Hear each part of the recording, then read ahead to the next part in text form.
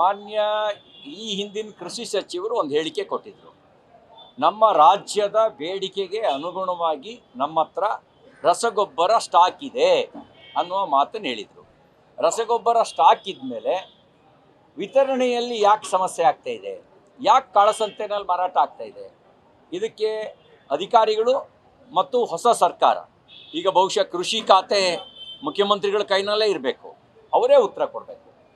ನೀವೇ ಹೇಳಿದ್ರಿ ಎಲ್ಲ ಜಿಲ್ಲೆಗಳಲ್ಲಿ ಡಿಮಾಂಡಿಗೆ ತಕ್ಕಂಥ ಸ್ಟಾಕ್ ಇದೆ, ಜೂನ್ನಲ್ಲಿ ಏನು ಬೇಡಿಕೆ ಇದೆ ಅದಕ್ಕೆ ನಮ್ಮ ಹತ್ರ ಸ್ಟಾಕ್ ಇದೆ, ಜುಲೈನ ಬೇಡಿಕೆಗೆ ಸ್ಟಾಕ್ ಇದೆ ಅಂತ ಹೇಳಿದ್ರಿ.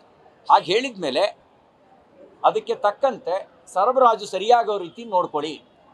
ನಮಗಿರೋ ಮಾಹಿತಿ ಎಷ್ಟೋ ಕಡೆಗಳಲ್ಲಿ ಯೂರಿಯಾ ಗೊಬ್ಬರ, ಸಬ್ಸಿಡಿ ದರದ ಯೂರಿಯಾ ಗೊಬ್ಬರ ಫ್ಯಾಕ್ಟ್ರಿ ಯೂಸಿಗೆ ಹೋಗ್ತಾ ಇದೆ, ಕೆಮಿಕಲ್ಲು ಬೇರೆ ಅವರು ಸಬ್ಸಿಡಿ ಅಲ್ಲದ ದರದಲ್ಲಿ ಕೊಡಬೇಕಾದವರು ಇದನ್ನು ಕೊಂಡು ಉಪಯೋಗಿಸ್ತಾ ಇದ್ದಾರೆ, ತಮಿಳ್ನಾಡಿಗೆ ಹೋಗ್ತಾ ಇದೆ, ಕೇರಳಕ್ಕೆ ಹೋಗ್ತಾ ಇದೆ ಅನ್ನುವಂಥ ದೂರುಗಳಿದ್ದಾವೆ. ಇದಕ್ಕೆ ಸಂಬಂಧಪಟ್ಟಂತೆ ಕ್ರಮ ವಹಿಸಿ, ಆ ದೂರುಗಳಿಗೆ ಸಂಬಂಧಪಟ್ಟಂತೆ ರೈತರಿಗೆ ಗೊಬ್ಬರ ಸಿಗೋಂಗೆ ಮಾಡಿ, ಫ್ಯಾಕ್ಟ್ರಿಗೆ ಕಾಳಸಂತೆನಲ್ಲಿ ಸಪ್ಲೈ ಮಾಡೋದಕ್ಕೆ ಅವಕಾಶ ಕೊಡಬೇಡಿ, ರೈತರಿಗೆ ಸರಿಯಾದ ರೀತಿಯಲ್ಲಿ ರಸಗೊಬ್ಬರ ಸಿಗುವಂತೆ ಮಾಡಿ, ಇದ್ರ ಕಡೆಗೆ ಸ್ವಲ್ಪ ಗಮನ ಹರಿಸಿ.